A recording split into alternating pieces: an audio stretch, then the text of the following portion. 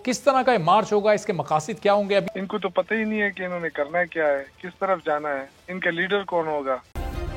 Subscribe करें और bell दबाएं ताकि कोई खबर रह न जाए। 27 तारीख को आप लोग ये मार्च करने जा रहे हैं, 27 फरवरी। ये पीडीएम से भी एक माह पहले की तारीख है, तो क्या इन जमातों को भी दावत देंगे शिरकत की? कल राना सनाउल्लाह साहब की गुफ्तगू सुनी कि शायद नून लीग भी उसमें शामिल हो सकती है, तो किस तरह का मार्च होगा, इसके मकासद क्या होंगे, अभी तक ये तय पा चुका है? जी बिस्मिल्लाह रहमान रहीम। आपने बिल्कुल ठीक कहा कि पाकिस्तान पीपल्स पार्टी ने 27 फरवरी से जो है अपना एहतजाजी तहरीक का ऐलान भी कर दिया है और उसकी तैयारी जो है वो हमने कल ही से शुरू कर दी है। और आज भी सिंध एग्जीक्यूटिव कमेटी का अजलास बिलावल हाउस लाहौर में अभी ख़त्म हुआ है, मैं वहीं से आ रहा हूँ। अच्छा। तमाम तंजीमें हमारी बिल्कुल ऑन बोर्ड हैं, तमाम सूबे ऑन बोर्ड हैं, तमाम सूबाई तंजीमों से चेयरमैन साहब की मुलाकातें अभी भी जारी हैं। बलूचिस्तान की तंजीम से अभी भी मुलाकात हमारी हो रही है, चेयरमैन साहब की हो रही है, कल भी KPK की तंजीम से मुलाकात हुई है।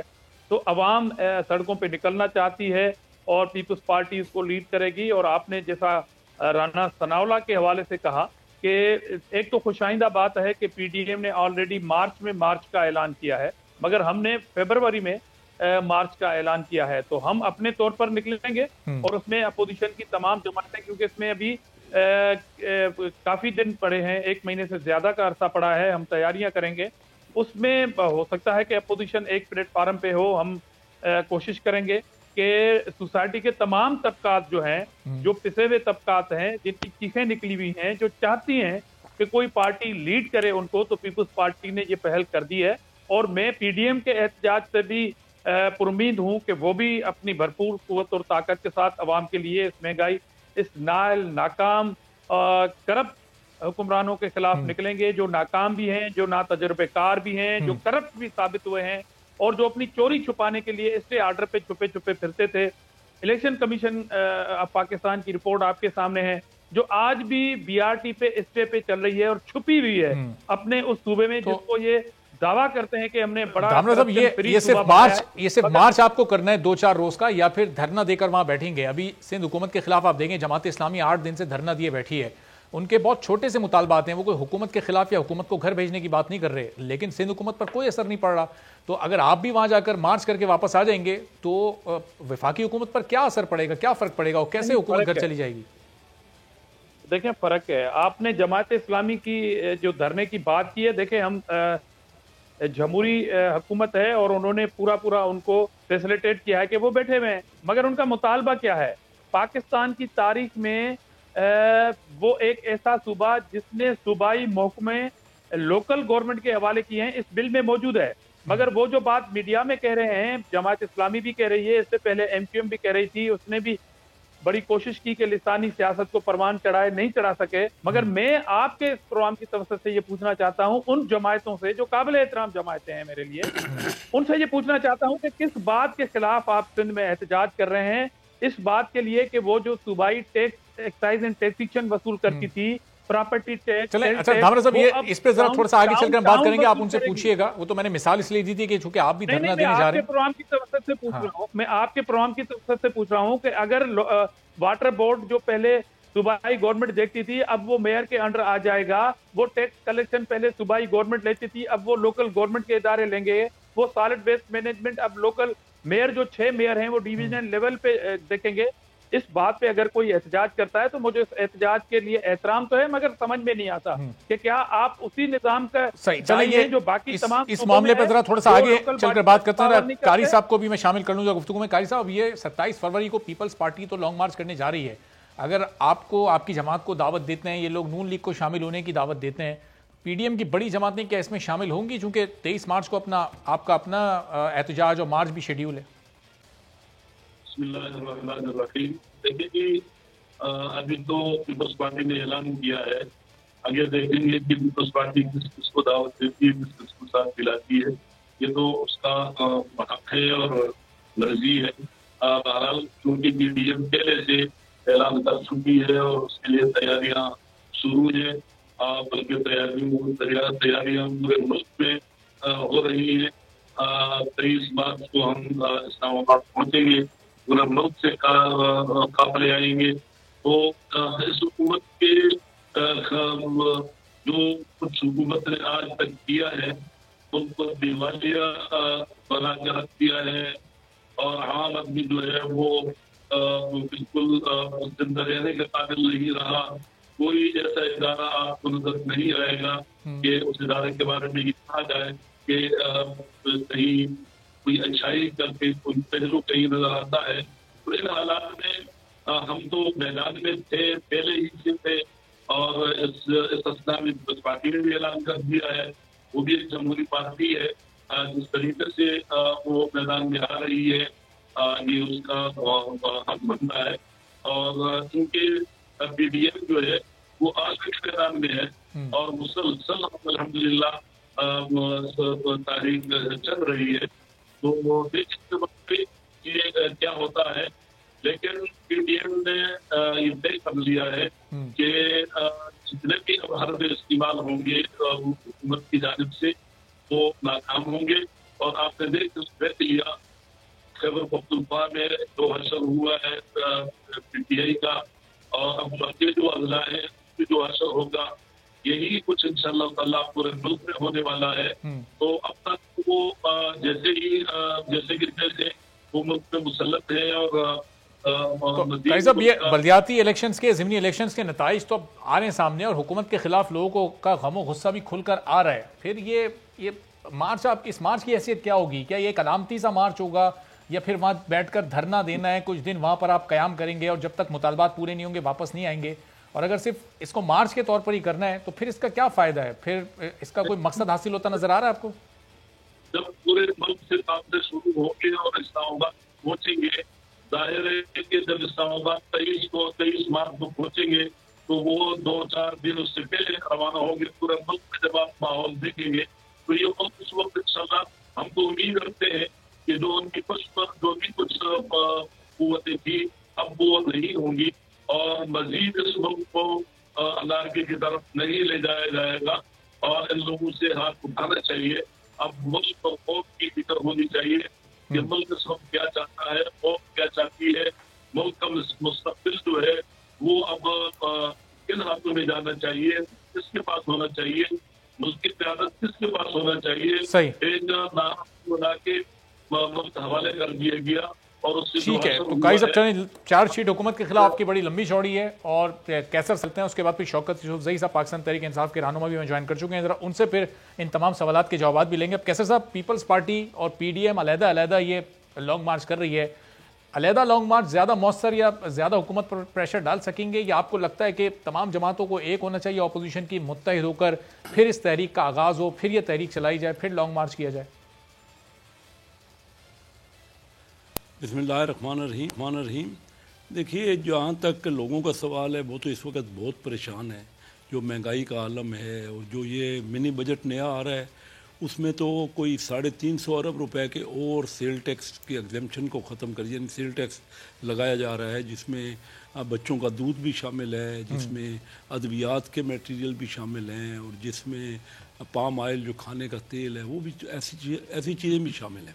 اور پھر جو اسٹیٹ بینک کی بالکل خود مختاری، اس کا مطلب تو یہ ہے کہ پاکستان میں وائس رائے کا اب کو لایا گیا ہے، اور معیشت جو اصل ہے وہ اب پرائم منسٹر کے ہاتھ میں نہیں رہی، بلکہ معیشت کے لیے تو ایک باہر سے آیا ہوا بندہ اس کا کنٹرول ہوگا، اور اس کے خلاف کوئی نیب یا کوئی اسمبلی یا کسی قسم کا کوئی احتساب نہیں ہو سکے گا.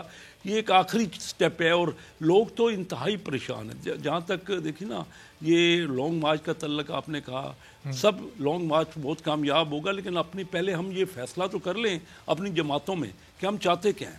دیکھیے، یہ حکومت کو تو یہ عمران خان صاحب تو اس وقت کوئی، میں سمجھتا ہوں کہ یونانیمس ہے، یہ تو ہٹ جائیں گے، یہ وزیر اعظم نہیں رہیں گے، کیونکہ نو کانفیڈنس ہو جائے گا، اور لوگ ان کے جو الائی ہیں وہ بھی ان کے ساتھ نہیں ہیں.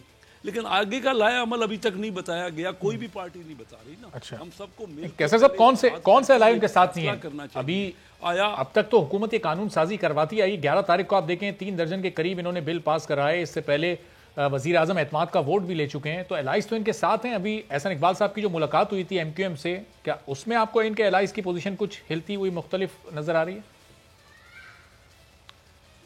دیکھیے میں کراچی میں رہتا ہوں، میں کراچی کے کاروباری بزنس کمیونٹی کا لیڈر رہوں اور یہاں پہ پریزیڈنٹ بھی رہا ہوں یہاں Karachi chamber of commerce industry کا.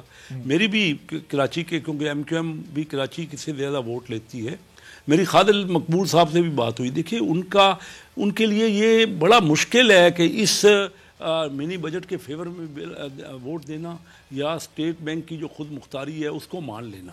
بات یہ ہے کہ جس میں وہ وائس رائے بن رہے ہیں، یہ ان کے اپنے ووٹ بینک کے فرق پڑے گا.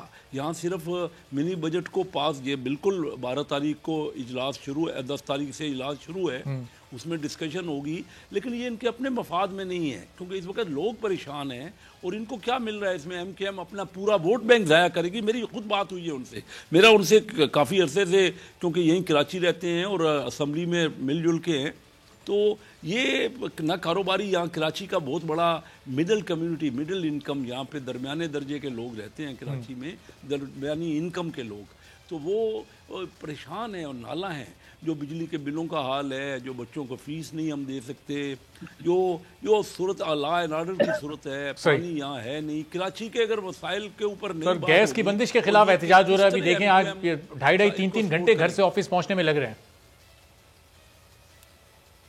جی، اور آپ کے سامنے ہے کہ جماعت اسلامی ہے تو وہ احتجاج کر رہی ہے کراچی میں بیٹھ کے. اور یہ جو نیا انہوں نے بلدیاتی کا الیکشن کی باتیں کی ہیں سندھ میں، یہ ہٹ کے ہے پنجاب سے اور کے پی کے سے، یہ سارا ہی مختلف ہے اور بہت بڑا احتجاج ہو رہا ہے اس میں، کیونکہ پاور تو نہیں. تو ایم کیو ایم کس صورت میں پیپل پارٹی یا جو پی ٹی آئی ہے ان کے معاملات پہ وہ کس طرح انڈیفرنٹ رہ سکتی ہے؟ وہ نہیں رہ سکتی، ان کا تعلق. ٹھیک ہے، چلیں اب شوکت یوسفزئی صاحب سے پوچھتے ہیں. 3.5 سال شوکت صاحب آپ کی اس حکومت کو ہو چکے ہیں، نہ ملک کے معاشی مسائل حل ہوئے ہیں، نہ گورننس بہتر ہوئی ہے، آپ کی مقبولیت کم سے کم ہوتی جا رہی ہے، بلدیاتی الیکشنز آپ ہار رہے ہیں، ضمنی الیکشنز بھی ہار رہے ہیں. شوکت صاحب، یہ کیا مستقبل ہے پاکستان تحریک انصاف کا؟ یہ کیسے جائیں گے الیکشن میں آپ اس مہنگائی کے ساتھ؟ شوکت صاحب جی کیسے صاحب واپس آتا ہوں میں آپ کی طرف سے. شوکت صاحب سے ان کا پوائنٹ آف ویو. جی شوکت صاحب. بسم اللہ الرحمن الرحیم. دیکھیے جی، یہ اپوزیشن تو میرے خیال سے شروع دن سے کہہ رہی ہے کہ یہ حکومت ناکام ہے، اس حکومت کو ہم ابھی گرا دیں گے، تب گرا دیں گے. انہوں نے کتنی تاریخیں دی. یہ بیچارے آپس میں ان کے وہ تال میل جو ہے وہ نہیں بن رہی ہے. ابھی ان کا تو ابھی ایجنڈا ہی معلوم نہیں ہے. ان کو تو پتہ ہی نہیں ہے کہ انہوں نے کرنا کیا ہے، کس طرف جانا ہے، ان کا لیڈر کون ہوگا. کیونکہ لیڈر جو کچھ پارٹیاں ہیں وہ تو سندھ تک محدود ہو گئی ہیں، کچھ ہیں وہ لندن تک محدود ہو گئی ہیں. اب ان کو کرائے پہ لیڈر پکڑنے پڑ رہے ہیں. جن کو آپ سندھ تک محدود بول رہے ہیں وہ مزار قائد سے اسلام آباد تک مارچ کا اعلان آپ کے خلاف کر چکے. 27 تاریخ کو مارچ میں کرا. وہ پہلے اپنی حکومت پہ تو توجہ دینا. جو سندھ کے حالات ہیں اس وقت آپ کو بھی پتہ ہے، اسکول بند ہو رہے ہیں، وہاں ٹیچر نہیں ہیں، کتنے برے حالات سندھ کے ہیں. میرے خیال سے وہاں کے جو ہاسپٹلز ہیں اگر آپ دیکھ لیں تو رونا آ جائے گا. اور یہ وہ لوگ ہیں جو مسلسل تیسری مرتبہ حکومت کر رہے ہیں. یہ جو اگر اس طرح کے حالات اللہ نہ کرے کہ ہمارے کی پیدا ہوئے، ہم اگر خیبر پختونخوا میں ہمارا دوسرا پیریڈ ہے، لوگ یہ باتیں کرتے رہے، لیکن انشاءاللہ 2023 میں جب الیکشن ہوگا پھر پتہ چلے گا. اس دوسرے پیریڈ میں پھر لوگوں نے جے یو آئی پر اعتماد کیا ہے. مولانا صاحب کو سب سے زیادہ سیٹیں دی ہیں بلدیاتی الیکشن میں، آپ کو ریجیکٹ کر دیا. دیکھیں اس میں ایک تو یہ کہ وہ صرف جے یو آئی نہیں تھی، اس میں مسبیق نون جو ہے وہ ان کے ساتھی تھی. آپ کو پتہ ہونا چاہیے شرپاؤ گروپ ان کے ساتھ تھے. وہ ایک ساتھ انہوں نے مل کر الیکشن لڑائے اور 2-3 پارٹیوں نے مل کر یہ لڑائے. اور دوسری بات یہ ہے کہ ہم نے اپنی غلطیاں بھی کی اور وہ میرے خیال سے کھلا تسلیم بھی کیے. یہ بھی نہیں ان کی طرح کہ ہم کہیں کہ جی ہمارے ساتھ داندھی ہوئی ہے، رونا بھی رو رہے ہیں. ہم یہ کہہ رہے ہیں کہ ٹھیک ہے ہم سے غلطی ہوئی ہے، انشاءاللہ آئندہ اس طرح کی غلطی نہیں کریں گے. اور وہ ہماری ٹیکنیکل غلطیاں تھیں اور اپنی تنظیمی غلطیاں تھیں جو ہمیں اس کا خمیازہ بھگتنا پڑا ہے. لیکن شوکت صاحب بہت سارے وزراء نے تو اس ہار کی وجہ مہنگائی کو قرار دیا. ظاہر ہے مہنگائی تو سب پورے ملک میں ایک حقیقت ہے. عوام میں جو غم و غصہ حکومت کے خلاف ہے وہ مہنگائی کی وجہ سے، وہ آپ کی ٹیکنیکل غلطیوں کی وجہ سے نہیں ہے. نہیں، مہنگائی تو خیر اپنی جگہ ہے، وہ تو لوگوں کو سمجھ بھی ہے نا کہ مہنگائی کیوں ہے. جن کو نہیں سمجھے وہ تو اپوزیشن جو ہے نا، وہ انہوں نے کافی شور مچایا، کافی کوشش کی کہ لوگوں کو نکال سکیں اس معاملے پہ. دیکھیں جب حکومت لوگوں کو نکال ہی نہیں سکی ہے تو آپ اندازہ کریں کہ لوگوں نے اس چیز کو، اس لیے کہ آج اگر آپ پیٹرول دیکھیں تو 300-400 روپے سے زیادہ فی لیٹر لندن کے اندر مل رہا ہے.